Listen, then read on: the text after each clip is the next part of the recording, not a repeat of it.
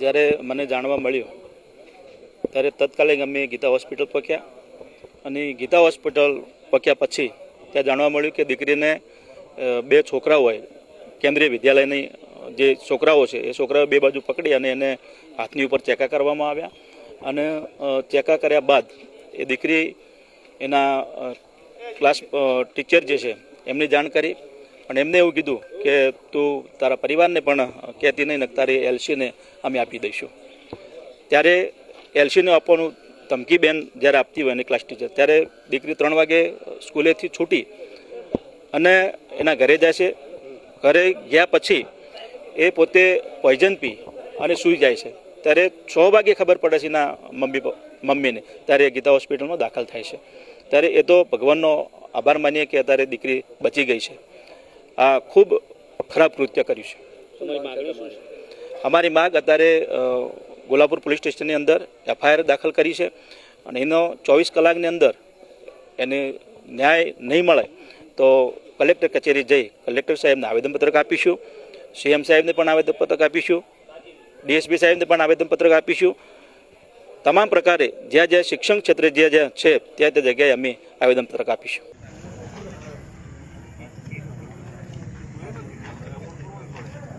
કેટલા લોકોમાં તમે ફરિયાદ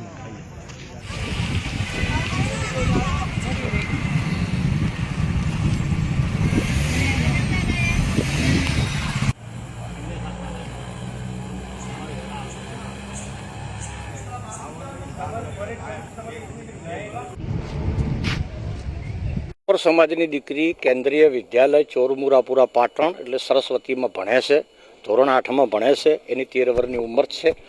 તેની સાથે ખરાબ વર્તન અને ખરાબ કૃત્ય અસામાજિક તત્વો વિદ્યાર્થીએ કરવામાં આવ્યું છે। તેના હાથ ઉપર બ્લેડ મારી છે અને લાઇટરથી જલાવી છે।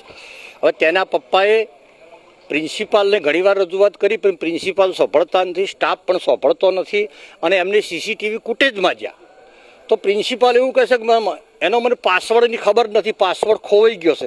ખરેખર કેન્દ્રની આવડી મોટી સંસ્થા હોય અને એનો પ્રિન્સિપાલ ઉદ્ધતન જવાબ આલે કે સીસીટીવી કેમેરાનો પાસવર્ડ મારે ખોવાઈ ગયો છે।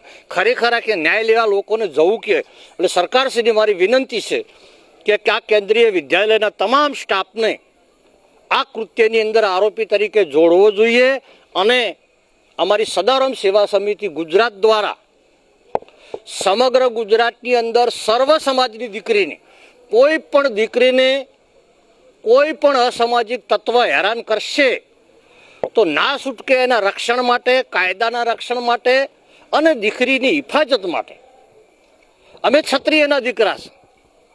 અમારા વડવાઓએ ગાય અને દીકરી માટે હથિયાર ઉપાડ્યા છે। એટલે ખરેખર જો વહેલી તકે સરકારોને ન્યાય નહીં આલે તો આ ક્ષત્રિય સમાજ દીકરીઓના રક્ષણ માટે તલવાર ઉપાડતા પણ અચકાશે નહીં। હવે ઘટના શું બની હતી?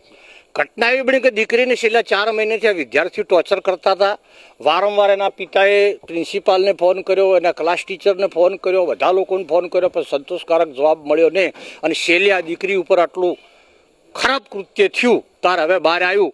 એટલે સમગ્ર ગુજરાતના સર્વ સમાજને હું તો અપીલ કરું છું કે તમારી દીકરી કોઈ પણ વિદ્યાલયમાં ભણતી હોય તો એનું હોજ હમાસા લો, એની દેખરેખ રાખો અને આવા અસામાજિક અડ્ડા જેવી જે સ્કૂલો હોય, આવા અધમ કૃત્ય કરવાવાળા પ્રિન્સિપાલ હોય, સ્ટાફ હોય, એમને સરકારને વહેલી તકે સજા કરવી જોઈએ અને પોલીસને પણ વિનંતી કરું છું કે આ ગુનાની અંદર સાથ સહકાર આલનાર તમામ સ્ટાફને આરોપી તરીકે સામેલ કરવો જોઈએ। આ માંગ સિવાય બીજી શું કાર્યક્રમ આપવાના?